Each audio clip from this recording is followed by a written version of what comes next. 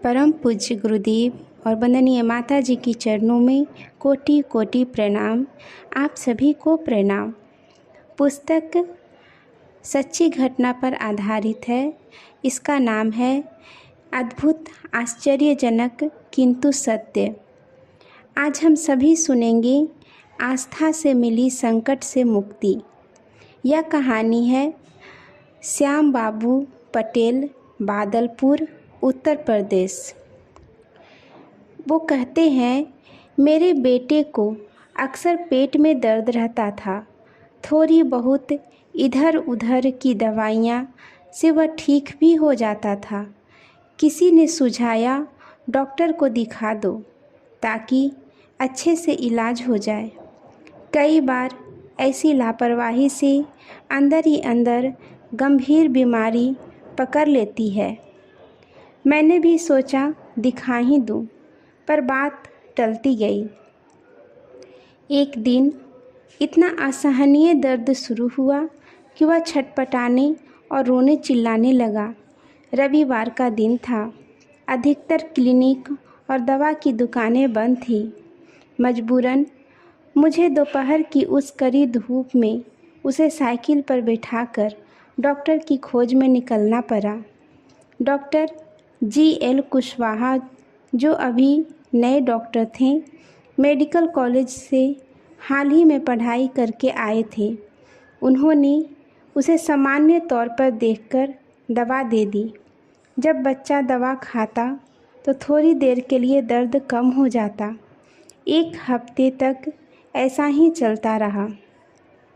अगले हफ्ते जब डॉक्टर को जाकर यह बात बताई तो उन्होंने दवा बदल दी, पर इससे भी कोई लाभ नहीं हुआ। इसी तरह दवा बदलते हुए लगभग 1 महीना बीत गया, लेकिन कोई राहत नहीं मिली।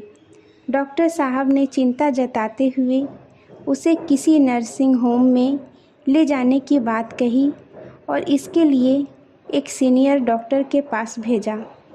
बच्चे का इलाज यहाँ 1 महीने तक चला, लेकिन बच्चे के स्वास्थ्य में किसी प्रकार का कोई सुधार नहीं हुआ। वाराणसी के डॉक्टर पुरोहित गुप्ता ने बच्चे के विषय में रिपोर्ट दी कि बच्चे की आंत में कोई गड़बड़ी आ गई है।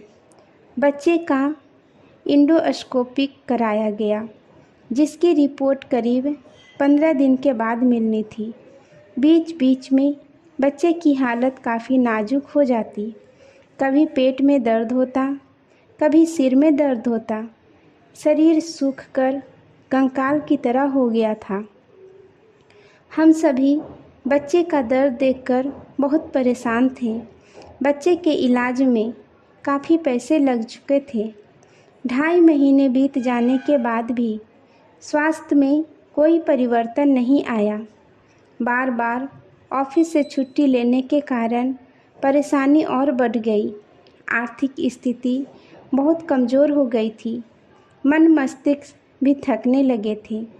संयोग से इन्हीं दिनों किसी सज्जन से मुझे गायत्री साधना के प्रत्यक्ष चमत्कार पुस्तक मिली। परिस्थिति से मैं बहुत परेशान था। ध्यान हटाने के लिए एवं मन को श्रेष्ठ चिंतन में लगाने के लिए मैं पुस्तक का अध्ययन करने लगा। उसमें मैंने बहुत से लोगों के बारे में पढ़ा जिन्हें गायत्री साधना से प्रत्यक्ष लाभ मिला था। मैंने भी अनुष्ठान करने के बारे में सोचा। यदि सभी को कुछ न कुछ लाभ मिला है तो हमें भी अवश्य मिलेगा। मैंने अनुष्ठान आरंभ कर दिया। बच्चे के स्वास्थ्य में थोड़ा बहुत सुधार भी हो रहा था। रिपोर्ट में आया कि बच्चे की आंत में घाव हो गया है। इस नाजुक परिस्थिति में हमें कुछ सूझ नहीं रहा था। इसी बीच हमारा शांति कुंज जाना हुआ। वहाँ जाकर हमने डॉक्टर को दिखाया। डॉक्टर साहब ने ऑपरेशन की सलाह दी और कहा कि कल 9:30 बजे ऑपरेशन के लिए आ जाइए। मैं बुरी तरह डर गया था। मुझे कुछ समझ में नहीं आ रहा था कि मैं क्या करूं। मन ही मन गुरुदेव से प्रार्थना कर रहा था। हमें गुरुदेव का संरक्षण मिल रहा था, किंतु उस समय इसका आभास नहीं हो रहा था। हुआ यह कि जब बच्चे को ऑपरेशन थिएटर में ले जा रहा था, तब वह इतना कमज़ोर था कि ऑपरेशन नहीं हो सकता। उसी वक्त खून चढ़ाया जाना था। मैंने अपना खून दे दिया।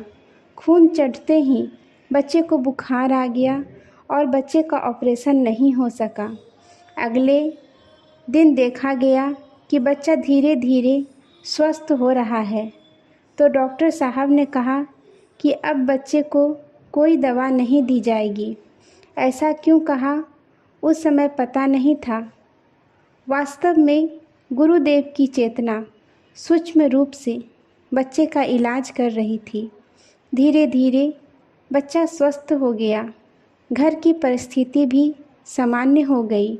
हमारी ज़िंदगी दोबारा फिर अच्छे तरीके से चलने लगी। यह कोई कहानी नहीं, बल्कि हमारी ज़िंदगी की प्रत्यक्ष घटना है। इस घटना ने गायत्री और गुरुदेव के प्रति हमारे मन में गहरी आस्था और विश्वास का भाव जगा दिया। आज के लिए यहीं तक। आप सभी को धन्यवाद। जय गुरुदेव।